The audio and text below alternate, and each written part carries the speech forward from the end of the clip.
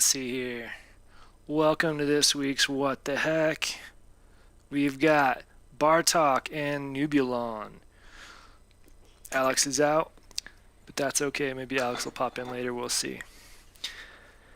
But we've got some good stuff to talk about. First, let's do a quick intro. Nubulon, are you back? Let's see. Let me turn up. Cool. Guess not. All right, Bartok, who are you and what is your favorite Easter egg or trick in your music gear? Well, I'm Bartok. It's Bartokk. My favorite trick or Easter egg. I don't know if it's an Easter egg because I talk about it so much, but it's my joystick. Your what? The joystick. Oh, the joystick. Yeah, that's so boss. Yeah. I don't know why I thought of this, but yeah. Yeah. And then I guess also the buttons on the Trogatronic Vca. I don't know if you're familiar with that one. I'm not. It's a VCA. It has a momentary switch, so it can either be on or I can turn it off, and then it's activated with a switch. That one's really fun because it's a performance-oriented module. That's pretty cool. That's pretty cool on a VCA. Yeah. I have weird similar features on some of my ADSRs that, let's see. I don't know if you'll be able to see any. You probably won't be able to see any of them, but there's a switch way down here that can change it from looping to a gate loop to an ADSR. So the normal ADSR, once a gate signal goes in, it does the normal thing, does the normal envelope, and stops when you let go. Gate loop is if you have it set to like pretty quick and you're holding it down, it'll basically cycle as long as you're holding the key down. Okay. And loop just turns it into an LFO with sort of more of an envelope feel to it. But that's not my favorite Easter egg. My favorite Easter egg is actually more to do with, let's see, with this one. Let's turn it off and on again. It's the Korg mini log, which I haven't been using a ton, but if I move the joystick, I get a little game in there. I don't know if you can see it, a little Space Invaders game that I can play on the screen while it's tuning. Oh, look at that. And if you can kill all of the little X's that are flying around before it finishes tuning, you get like sort of a screenshot of one of the creators, like this is one of the people that made this kind of a thing, which I think is pretty cool. That's cool. Hey, welcome back. All right, Nubulon, who are you and what is your favorite either Easter egg or trick in your music gear? So I guess I'll start with who I am. Hi, I'm an amateur at most things, but I did develop the bot that pings you all. That we love so much. We really do. It's cool. All right, let's get to it. Do either of you have anything you particularly want to talk about this week? Otherwise, I can get going. I know Benjamin was interested in me showing off some Databender stuff at some point, so I could do that. But until then, what do you got? Nothing. Silence. Yeah. I was waiting for Nubulon. Well, Easter eggs. I don't know. There's usually some good stuff, like... Well, I'm not usually looking too deep into things. Because, like... Right. Well, on some of the circuit boards, they've hidden, like, sometimes there's little bits of art that are cleverly hidden in there and things like that. So, I don't know. Worth taking stuff apart and looking at some point. I'm trying to think if I have any handy. Yeah, I was trying to think. I know some PCBs where you have this machine kills fascists on it. Yeah. Trogatronic has that. AI Synthesis has that on Something of mine has that. I don't remember what, though. Yeah, that one's pretty common. It's here's one. I hadn't even looked at this board yet. It's the Phonic Taxidermist, which I don't even remember what it does at this point, but I will be building it. But on the back it says "Drink petrol for Jesus." I don't know if you can see that. Let's get real close. Anyway, I love it when people hide that stuff on there. All right, get to it. Databender. You know what? I'll wait till Benjamin pops in and then we'll talk about it. But one thing I've been big on the last couple weeks, following Colin Benders, is these videos that are coming out of him rearranging all of his modules into a mega case, and it just gets me thinking about organization. And we talked a bit about this last week, but I'm curious if you have any particular organization methods for your modular, like how you arrange the modules for efficiency or handiness or whatever.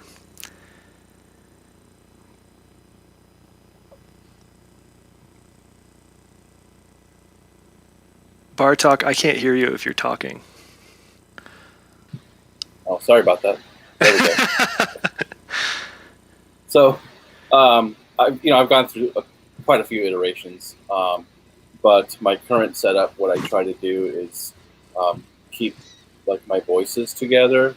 So, which for me, it's just a VCO, a filter, Vca, an envelope. So then I kind of have, that grouping here, that grouping here, and then another one here, and then a sequencer in the corner. And that's what I've really been finding for me works well, because I like this VCO combo with this filter, et cetera, et cetera.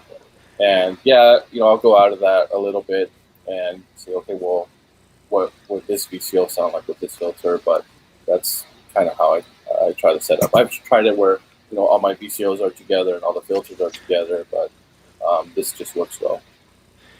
Do you ever rearrange modules? It seems really easy to do with your rack, particularly if you've got knurlies or something. How often are you messing with module location? Yeah, so I've been doing this for about 2 years now, and this setup I haven't messed with in the last 4 months. But before that, it would be every 3 or 4 months, rearrange it, and try something different. Or especially if I just get a new module, and then that really messes the flow of things, or just because of their placement. I used to have my sequencer here in the middle, so then I could feed out to everything from there. But I changed to the black sequencer, which has all of the knobs that you really need to access, and that didn't work well in the middle. So everything came to this corner, and I had to rearrange. Yeah. So I actually rearranged my case within the last couple days, and I think I don't like it as much.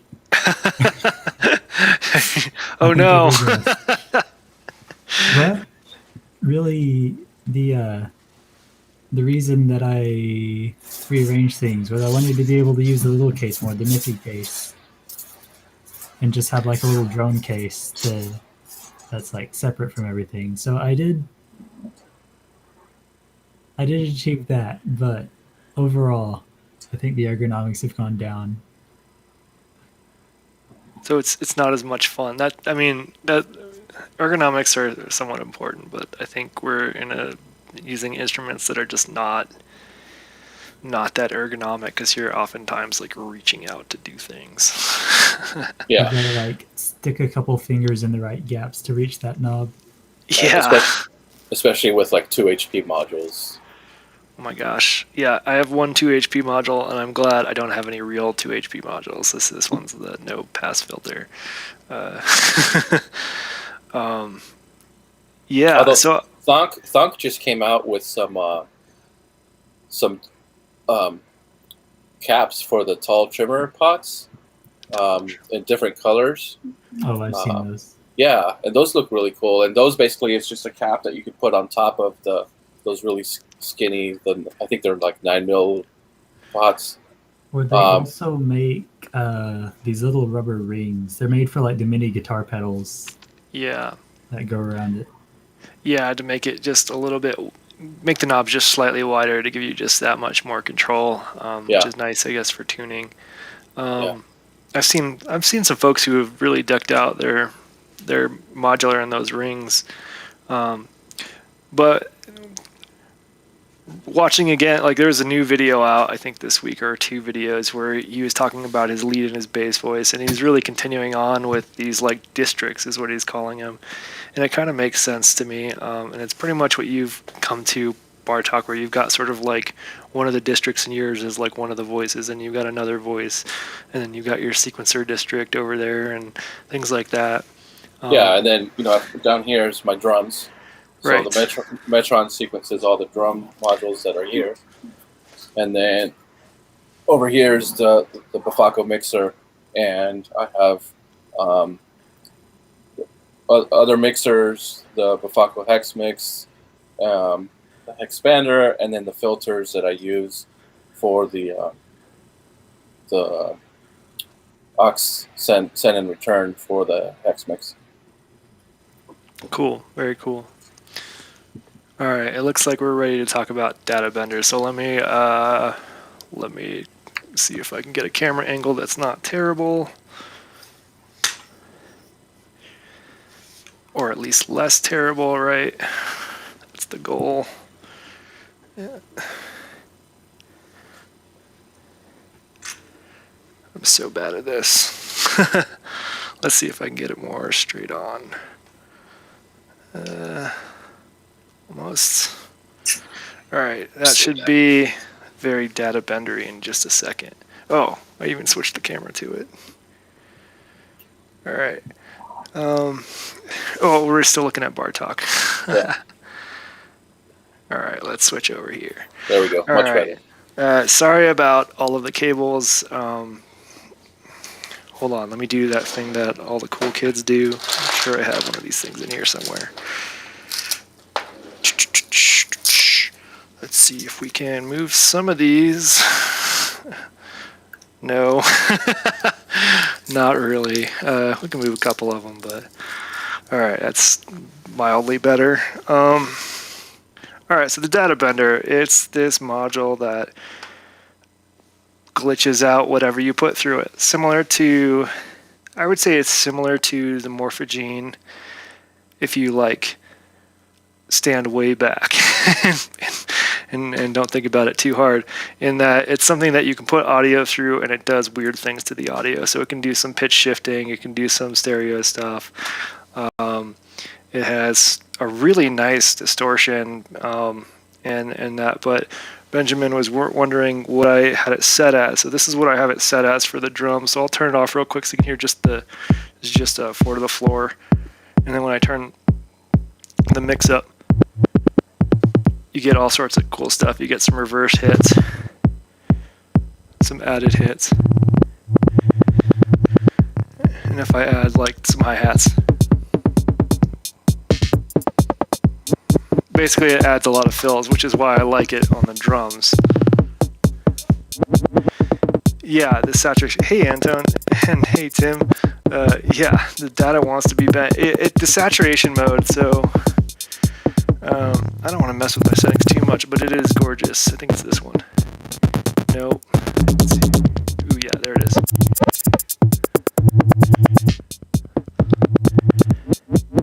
Here, let me turn the volume down, because saturation mode bumps the volume like crazy. Let's see. Where are you?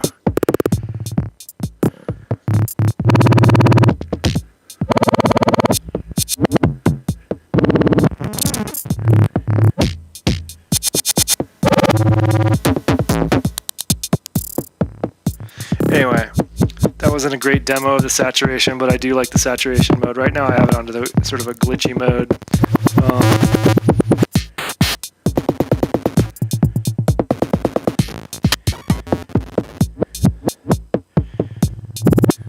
Anyway, that's the Databender. It does really cool stuff. Right now it's clock synced and means basically the fills will be synced to the tempo a bit, and both of these knobs add in time divisions. I'm not sure why there needs to be two of them, but they do. Like if I'm playing this.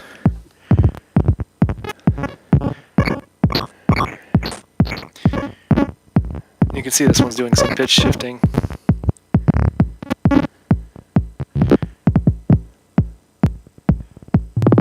But that's about the magic spot for that one. Anyway, that's the Databender.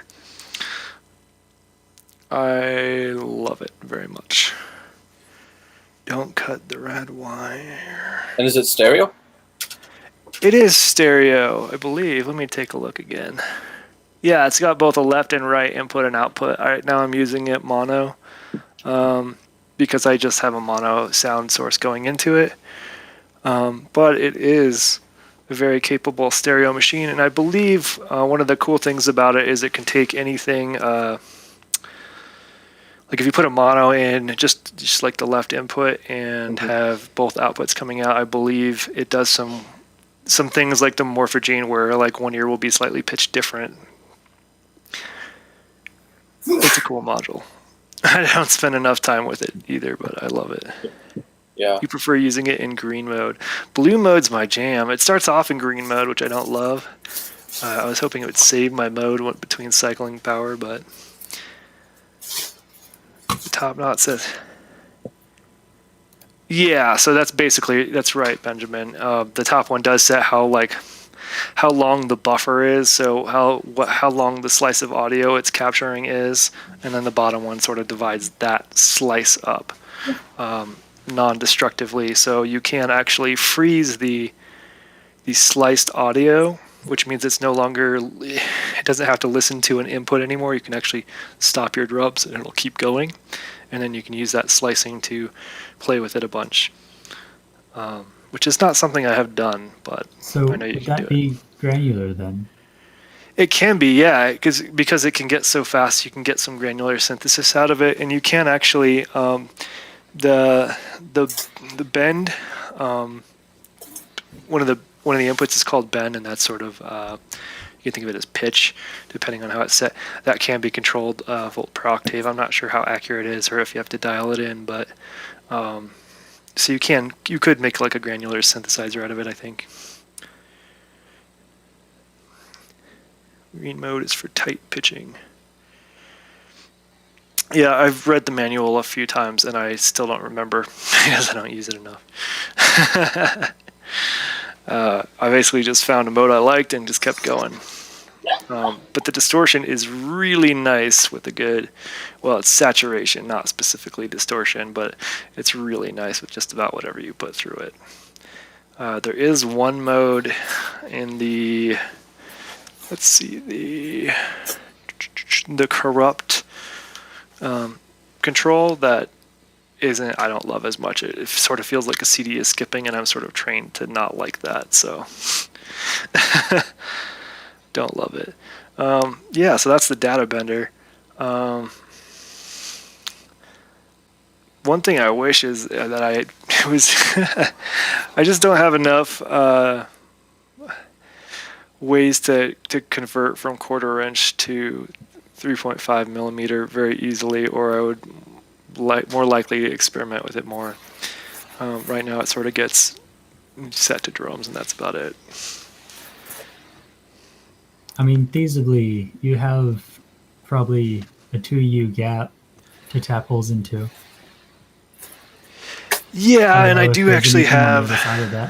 I have a bag of modules outside that I need to build that includes one that I think is going to be super awesome. It's I don't think it's a buffered molt, but it's a molt / jumbler. So it'll have 1/4 inch jacks on one side and 3.5 millimeter jacks on the other side, and it's split right in the middle. So there's 8 jacks on the top and 8 jacks on the bottom, and you can molt any of the bottom ones together or the top one. Then it doesn't matter which jack you use. It's pretty cool. So that'll be handy. That'll probably replace one of my preferred molts just for things like clock and stuff like that, where the slight loss in voltage doesn't matter too much. All right. Sorry, I'm low key today. I'm like recovering. I got my second vaccine shot yesterday, and today was rough, but it's cool. That's all right. I got my second lined up for Friday. Oh, that's awesome. Yeah, get it. Everybody get your vaccines. I want to like go in public eventually again. Bartok, t-shirts. Did you want to show off t-shirts? We've got some t-shirts coming out soon. Yeah. I don't have anything I can show off, but I can. Or unless can you go bring up the graphic real quick? Yeah, give me a I'll just, second to yeah, I'll talk about find it a little bit. So, Earth Modular Society. We've been talking about getting T-shirts for the members, and it's. Uh-oh. See, I lost video. Can you hear me? I can hear you. Okay, not sure what happened to my camera, but we've got about 40 people signed up so far, and we finalized the design. It's going to be the little EMS alien across the front. There we go. So it's going to be the EMS alien on the front. And if you want a T-shirt, send me a message through Discord, and I'll add you to the list. We're still working out the details, exactly what the final cost will be, but part of that depends on how many people we get signed up, and then we got to work out shipping details. So, yep, there we go. It's going to be black. Our model is in blue, but it's going to be a black shirt with the white logo across the front. And sorry, If I hit have shift no idea before powering down. Oh, I think you're right. I have no idea what's going on with my camera. Is there a link to join? I can join the stream in a bit. Yeah, I can send you a link. Yeah, this is the shirt. It's gonna be rad. It's gonna be black. It's gonna be cool. Let me copy that link. Should I just drop it in the chat? Is there a link to join? And just to make sure I'm not sending it to a random person, the one is Benjamin, right? Scroll through stuff. Actually, if you want to join, just DM me on Discord and I'll send you the invite. That's the easiest. All right, stop that screen share. All right. Yeah, I've just been like having a blast on my modular with the current setup. I haven't changed much recently. I don't know. Do you ever get those patches that you just kind of want to noodle around with for a while?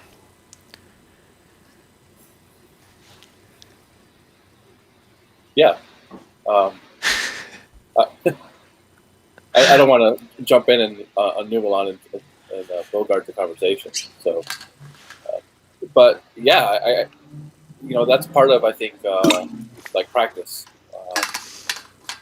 It's an instrument, and you should sit down and practice and try to work out some riffs. And sometimes you get a patch and get deep into it, and a couple hours go by, and then I'll be like, okay, that was fun, but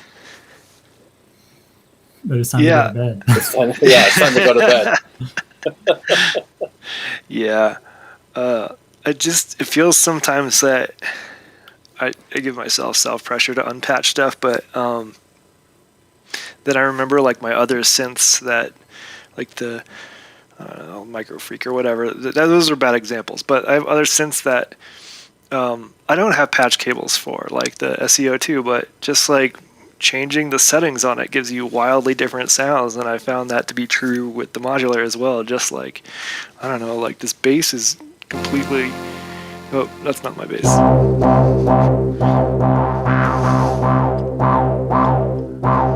I don't know, it has a cool like whip sound to it right now. Normally it's just like heavy, but I don't know. I love playing with the settings a bit more on it too, especially on the lead voices and trying out different octave switching things and I don't know, special effects, very special effects.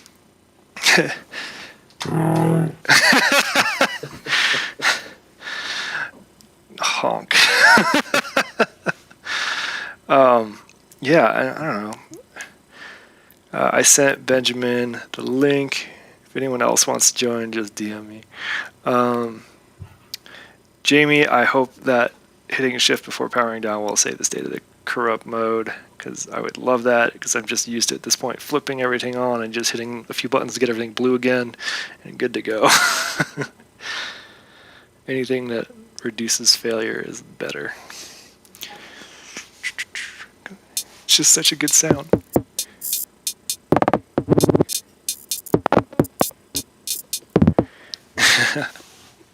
Cool. All right. Oh, we had somebody for maybe a fourth person. There we go. Now the screen doesn't look so janky. Yeah. Hey. What's going on, guys? How are y'all? Good. I've never seen your face. That's awesome. That's me. Got the All head right, tonight. you got to do the intro stuff though. Who are you, and what is your favorite Easter egg in your music setup? So in your modular or whatever. At the moment, probably routing the permutation. It's a Turing machine to Euclid step amount. So you modulate how many steps happen in the Euclid pattern. That's fun. It's not really an Easter egg. That's really meta. Yeah, it's That's different. cool. Yeah, I enjoy That's it. cool. And my name's Benjamin, and I am a modular fanatic for right around for 12 years, I'd say. But well, you know how to use my modules better than I do, so that's an understatement. You're no. Now I'm taking notes from you, actually. Heck. Oh, I hope not. Oh, I totally am. What's your real name? I still don't know what your real name is. I haven't told anybody that. Okay. It's not Hex 7. That's not my real name. Fair enough. Okay, so what do you want to talk about? You've got questions all the time, usually. About your setup in particular, I was curious about how you were using Databender, because it sounded like the reverse was really strong, and I can't really achieve those reverse tones with mine at the moment. I haven't gotten there yet. I was just wondering how yours articulated reverse so well. Yeah, I think that's just because it's A, in the blue mode, and B, I can't remember if it's the bend or the break. I think it might be the bend setting, and the repeats, I think once it gets cranked up to a certain amount, does the reverse. So just to reiterate. Wow.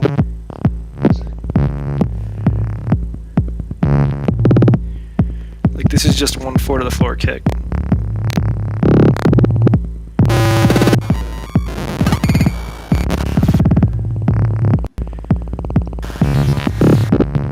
There you go.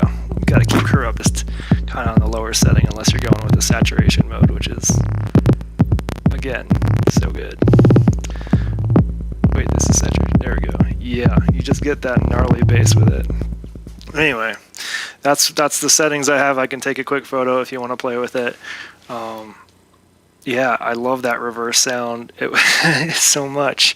It was one of the things I sort of missed about the Morphogene, is being able to crank the sample in reverse via the various speed.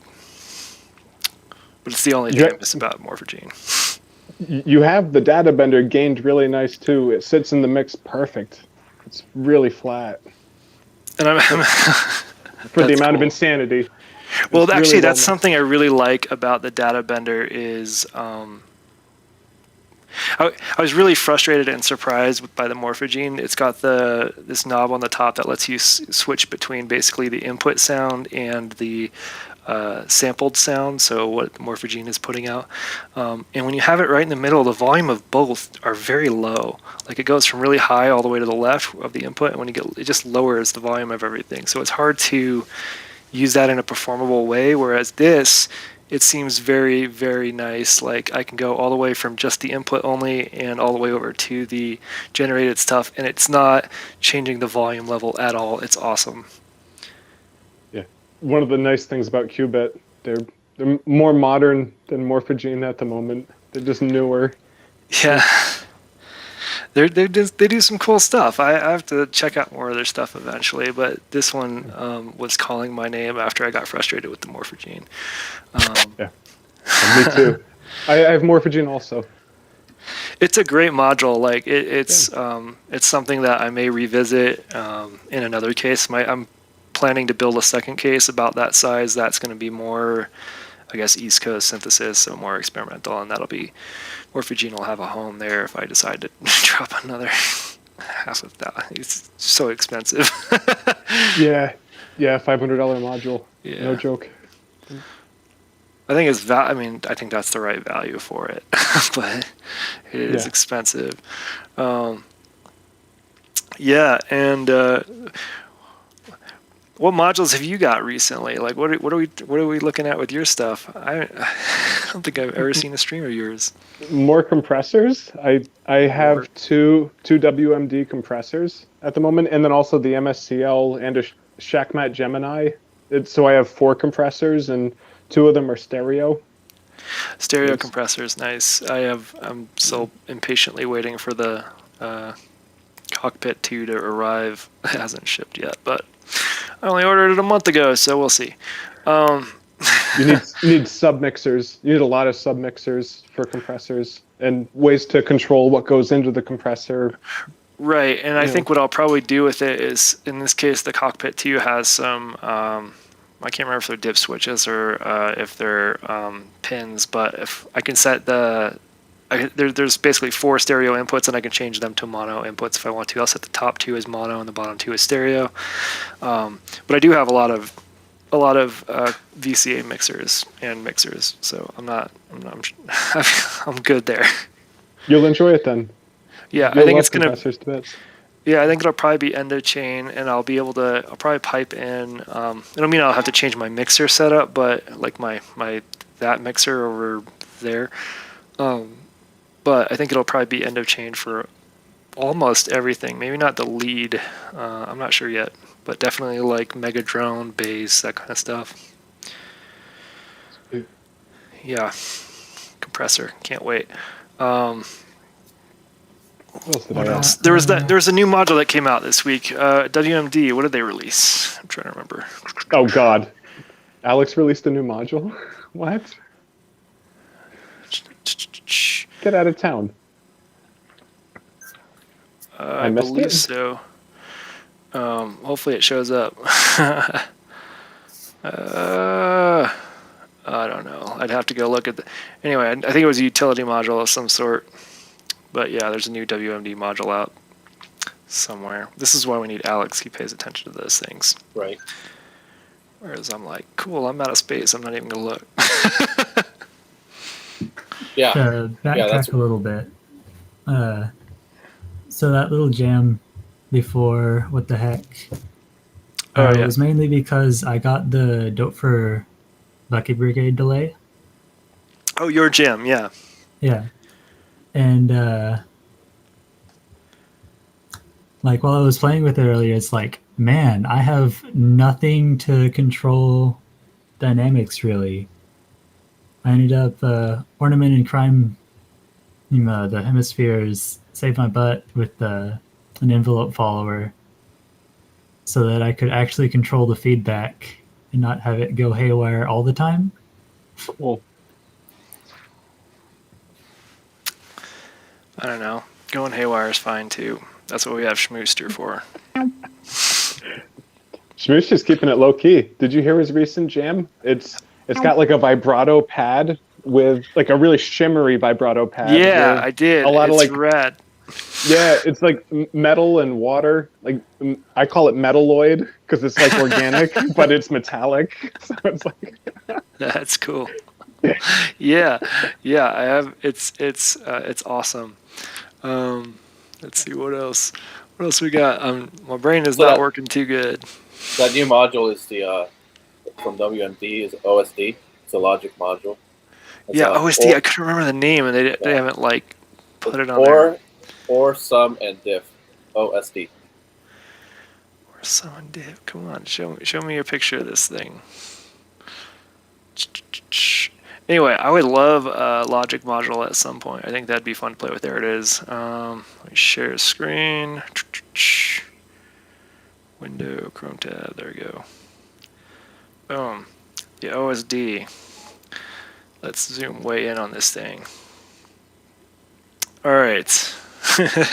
It's pretty much what you would expect out of a logic module. Looks like you've got one knob for control, a couple switches, and some logic. Cool. What is it, 4 HP? Looks pretty good. Well, sorry to interrupt, Heck. Does it have NOR and XOR on it? Yeah, sorry, I hate that share screen doesn't automatically share. Oh my god. Yeah, this is it. I'm going to slowly scroll. It does have OR.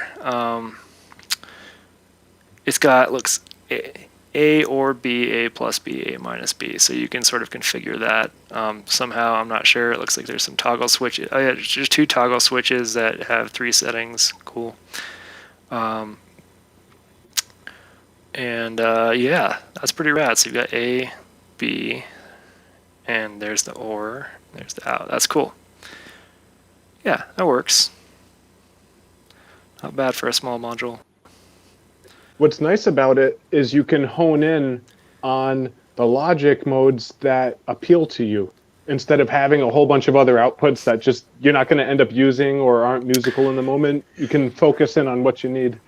Right, and I like that it's a few sets as well. I'm trying to understand. It's pretty powerful. It looks like 3 is a question mark for me because you've got A and B right here. This all makes sense compared to the toggles. I'm not sure what's going on with 3, so I'm not sure if it's pulling in inputs from above or what. But it's pretty cool, and I love that you have that control over these 2 at least. It looks like 3 is just an extra, like maybe a passive OR gate with diodes or something. Yeah, it says you can mix gates or CV from 3 sources. There you go. Okay. That's cool. It's going to be expensive. They always are. Yeah. And, that might be on my list at some point. Like I'm looking to replace maths at some point because I've replicated pretty much all the functionality except for the voltage mixing, and so I've been looking at like the tip-top audio. It's a food. What is it? Anyway, there's a tip-top audio module that's pretty good for it, and this actually might also do the trick of what I might want. Not quite the same, but that's pretty cool. And then I free up another, 18 HP or whatever is left over for shenanigans. I do love maths though. But right now it's just going to be an envelope, so it's going to be wasted, I think. Like I'm just going to probably use it for an envelope for the compressor. That's a really fair use of maths. It's a bipolar 14-volt envelope. It's ridiculously powerful. Yeah, it's great. Oh, I also forgot that maths has that ability to put out a lot of voltage really easily. Even the inverted, like the negative pole of the envelope, that's so useful. Yeah. Oh yeah, for some. Yeah, that could be fun actually. That's you could use it as an envelope follower with the compressor using that negative. Yeah, that's cool. I hadn't thought about that. That's similar to how I use a soft pop, which I haven't hooked up in a while. I need to put some stuff through that. Great for drums. Any module that has logic on the outputs is, it's just really powerful and applicable for, gating events or at audio rate. That's when they pull through. Yeah. Maths oh my is gosh, good for audio the rate logic stuff. Yeah. That's been my go-to for the last few weeks because that sequencer I built, I've just been like, it can go at audio rate. Let's play. Let's get weird with it. It's fun. What's the deal with the Game Boy sounds from the May 4th set? The Game Boy sounds. All right, let me adjust this thing again. Go in the other direction. Because it sounded amazing. It was really, really mind-blowing, actually. So that's all the. Well, eventually it will be a Game Boy, but when I get that far. But for now, it's the Otatron. Okay, let's do this in a way where hopefully I don't knock shit over. Okay, almost there. Okay, closer, warmer. And let's see, what do we got? That's the Otatron. It is not a module, but I believe it comes out, you can get it as a module, like a Eurorack module. So different form factor. Can you go full screen? Yeah, let's get full screen on this thing. Wish I could like give admin controls to other people. And it's this really bizarre interface. Yeah, it's a Soulsby. Beautiful. Yeah. And one of the first things I did with it, like before I even knew how to use it, I love, just playing with it and seeing, was I made this particular patch is a loose word, but and so it's just doing some, it's got an LFO doing octave switching, or going up and down an octave. And the LFO is really awesome because you can really...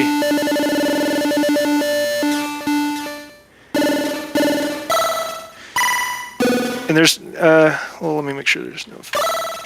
And that's just what it sounds like, full, just like that's just the synthesizer. And it has some other presets and things that I've made over the years. Like... But it's sort of modeled after analog synthesizers. It's not analog; it's fully digital. But I don't know. I think it has a lot of character. I really enjoy it as is. If I'd known it was a Eurorack module, I probably would have got that instead. But I'm happy with it. It lives up there and does a lot of cool stuff. It'll have a good resale value as a standalone. The tone, it sounds just like Crystal Castles. It's really good sound. That's great. Yeah, it's got, it has a very wide range of sound. Like, it can do some really fun stuff. And part of that is, like, it's got some nice noise sources and ring modulator and some things like that can be combined.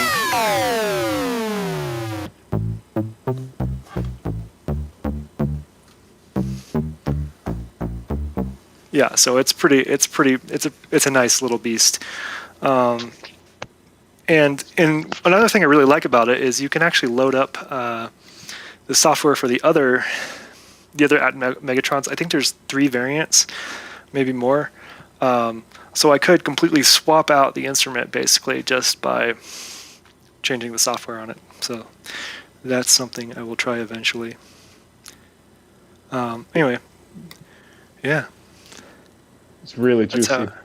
It makes the best sounds, especially the way they programmed it in. Like, if you crank up the LFO on pitch, like to max, it's exactly 1 octave up and down, so you get really nice sounds all the time.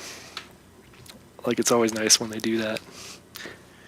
Yeah, a little predictability can be musical. Absolutely.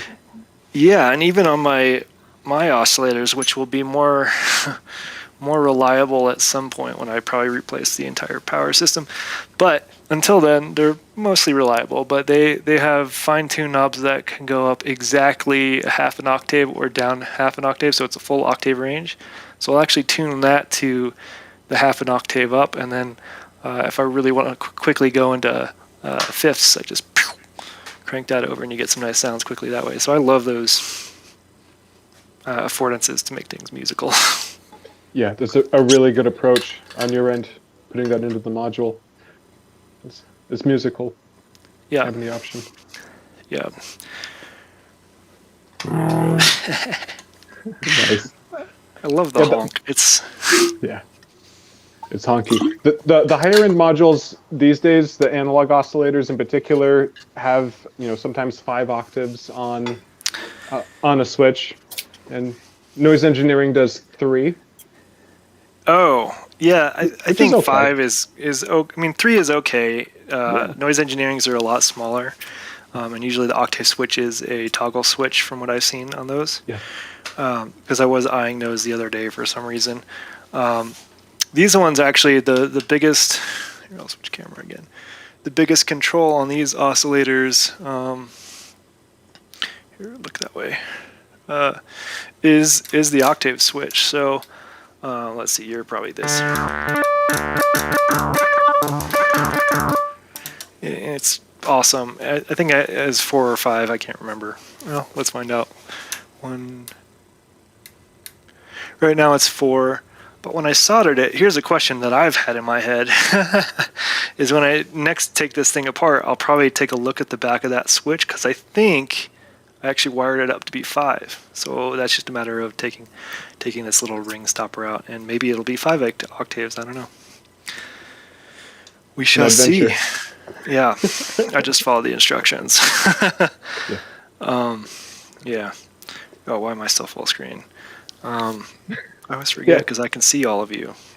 I'm a huge fan of having the fine tune knob be way bigger than the coarse. So if people just switch around the large potentiometer, which is normally for coarse, and make it so that the trim pot that doesn't move or come out of place, that would be so much more practical. Yeah, I mean, I agree.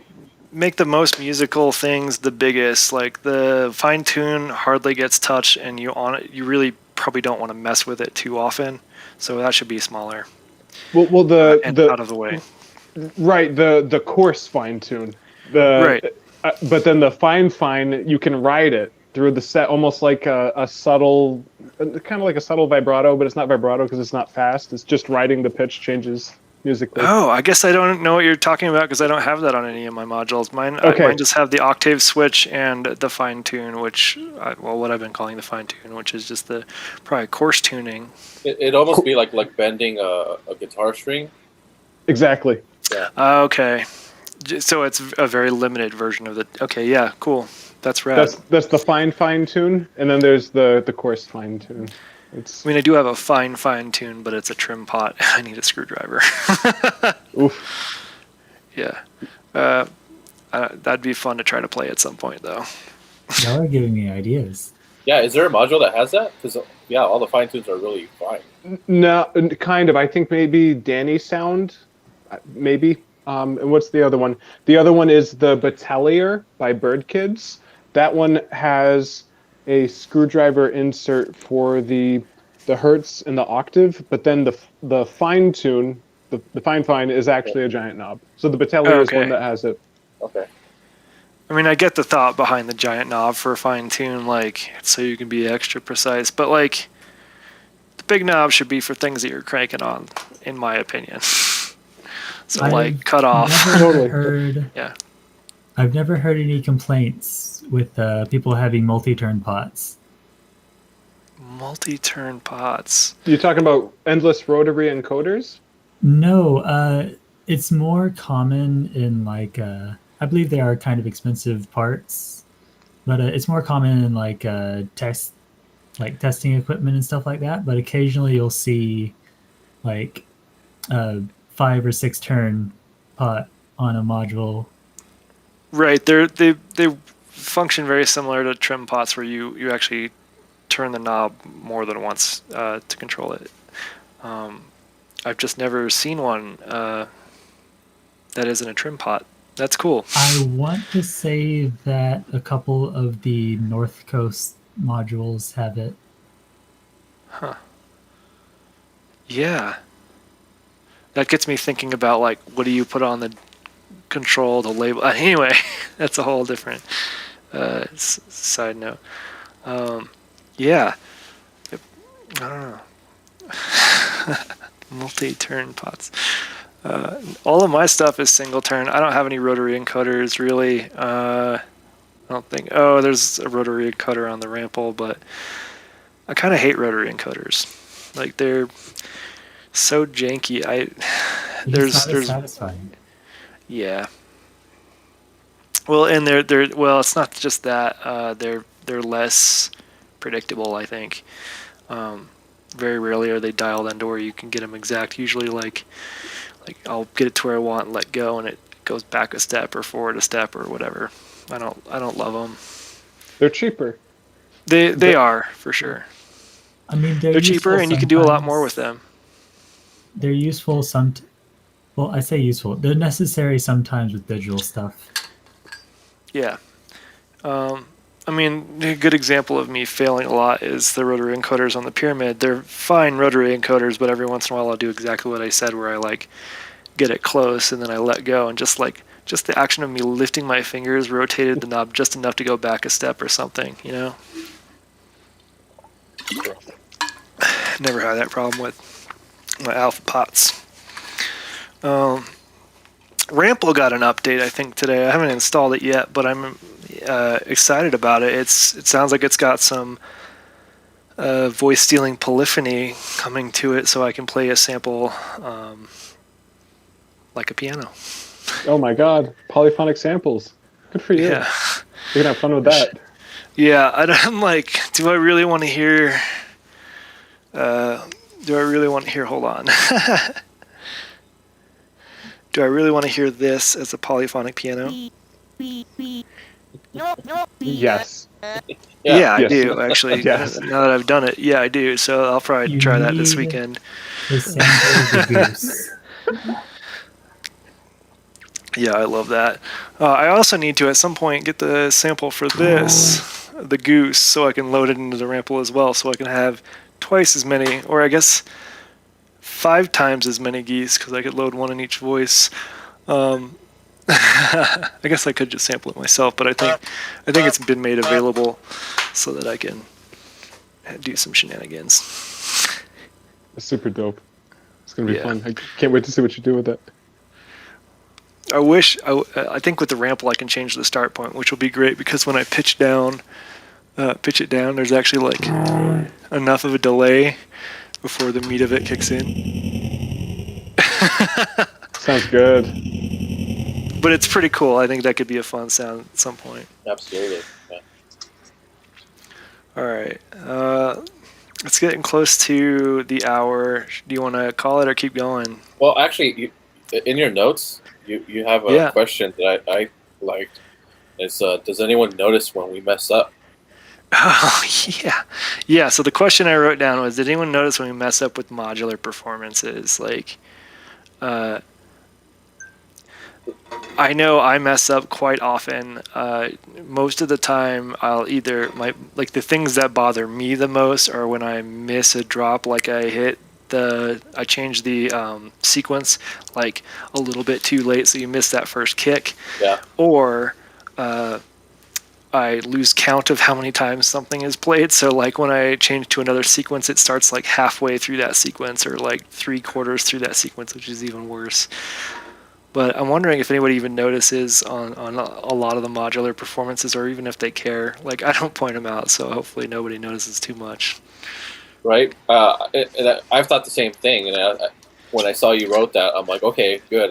Obviously, I'm not the only one that's thinking the same, but I do the same. I miss sequence, or the last performance, I was going to do a kick on, it was a 6/8, so I was going to do a kick on 1 and 3, and I messed up on one of them, and I did, 1 and 4, right, should be, Okay. but I did 1 and 3, so then it was more like a gallop, like dun instead of dun dun. Yeah. And I didn't even pick up on it until I heard it back, and I was like, wait a minute, that sounds wrong. But it worked still, but it's not what I was intending to do. So, yeah. Do you guys pick up on stuff like that? I never noticed any weird stuff when you're playing it. I mean, it always sounds like so good and rehearsed and like spot on. And I'm wondering if it's just one of those things where we've done it so many times that we notice it, but it's not really a mistake. I mean, as an audience member, you don't really know what to expect. So if something is a little bit weird, Like, especially in modular, if something's a little bit weird, is it supposed to be weird? That's true. I actually don't worry too much about weird noises as much as like timing things right. Like Timing, yeah. if I accidentally crank the resonance too much, or if I like, I don't know, get really funky with like that kind of a stuff, get real bubbly or something. Like, oh well, I'm having fun. Or like I'll bring in a channel and I had it up too loud, so it just like, just comes in screaming when I wanted it to be at a better level with the rest of the mix. You know what does bother me, and I just realized that all of the Databender audio has probably been mangled because I have the echo cancellation and noise suppression on, so none of you heard it properly probably. But that's something on that note, when I do that, like I've actually stopped using the studio to stream in terms of like using the web software that we're using right now. Outside of this show, I actually prefer OBS because it ensures that I can't, like, that the echo cancellation and noise suppression won't be on, but it still goes out to the good places. So, because I've listened back to one of my sets and I was like, oh man, this is terrible. This is not what I was hearing. Not quite as bad as my first ever EMS set, which was just like massive clipping. Mello's song sounded very metal though, with all the clipping. Anyway, nobody noticed I messed up on that, right? Like, they don't know, it's my first show. They don't know what to expect. They're like, this dude's metal as fuck. Yeah. And then I listened back and I was like, I was playing like a mellow jam. This is like relaxing with some nice sine wave sounds. No. You had the rat distortion. I do have the rat distortion. No, that was before the rat was built. That was pre-rat. That was when I was still figuring out the ATEM software and things like that. That's really where the issue was turning the gain down on the ATEM software mixer. Digital. It was going onto my mixer fine. Yeah, I mean, I guess the things that people notice the most are probably just like if your internet cuts out. That's pretty much it. There's another one. Sometimes you see them touch a module and tweak the knob, but there's no patch cables at the in and outs. My favorite, and this is something I do all the time on accident. It just reminds me of like those crappy DJ videos, like where they're videos of like DJs who don't know what they're doing, so they're like pretending to twist knobs and shit like that on their set. Is I catch myself all the time like going in and like, oh, I want to crank this. Actually, no. So I'll basically go in. It looks like I'm pretending to switch the knob, but I just change my mind at the last second and go to something else. Like, oh man. It just, I feel like such a tool when I do that. Well, at least you don't pretend the knobs are really hot. Oh. Actually, that is something I kind of like. I do pretend that my pyramid is hot, but I don't mean to. I just like every once in a while when there's a drop, I'm just like I feel good about it. I don't know. Me too. Do the same thing. There are some people on the mixer that do like this, like just to lightly tap the thing up, and it's a very big movement for like increasing the volume. They're feeling the beat. Yeah.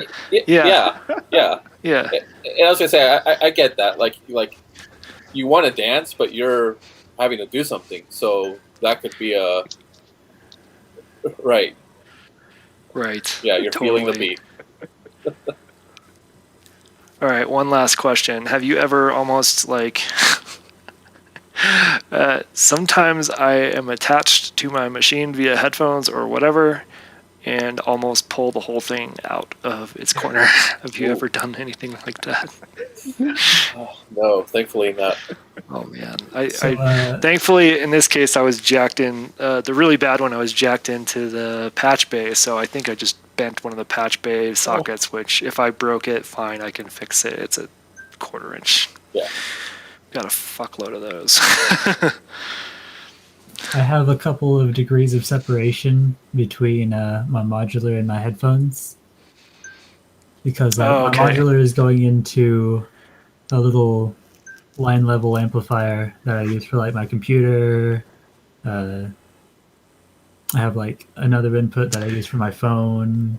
Right, and usually Trying mine to is that think way. I think in this case it was a microphone going into the patch bay that just about yanked everything out, and I'm glad it wasn't directly connected to this because this thing isn't like the most stable. It's freestanding. It's not leaning against anything. So, yeah. Keeps Whenever it I'm rocking it on the interesting. goose button, it shakes quite a bit.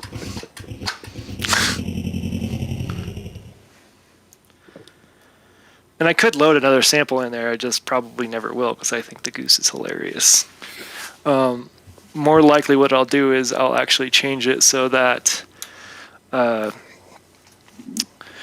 I just got some new cables, but for now we'll use this. It's actually got a trigger out or a gate out. I can't remember which, but I'll use it to trigger the big sounding things. Like that, or the Megadrone more likely, which is what I was trying to do, but I have too many ADSRs. Yeah, there we go. Yeah. And that sounds pretty big, and it's a big button, so it's fun. Yeah, hopefully, let's see, this thing went to that. I think that goes in here. Cool. Yeah. So you need to get a bunch of those, put them on the floor, play them like organ pedals. It's funny you mentioned that. I've actually been debating making something like that out of tinfoil and like Converse with tinfoil on the bottom. Still. They do make like organ pedals that connect via MIDI. Oh yeah, I mean, but that's not what I want. I want like super janky drum pads. Like, I don't know, get some metal patched pants and like do the Queen like stomping to hit the kick drum and like slap my pants or something to do a snare. Like I think those kind of things are pretty fun. That'll be down the road at some point. Well, don't limit yourself to only triggers. Richie Houghton, seriously, Richie Houghton uses foot pedals in his DJ sets and his live performances for, I don't know what he uses them for. I think like maybe reverb wash sends and stuff. Oh yeah, But yeah. I mean, it's just extra control. Yeah. what I'll likely do with it is just have it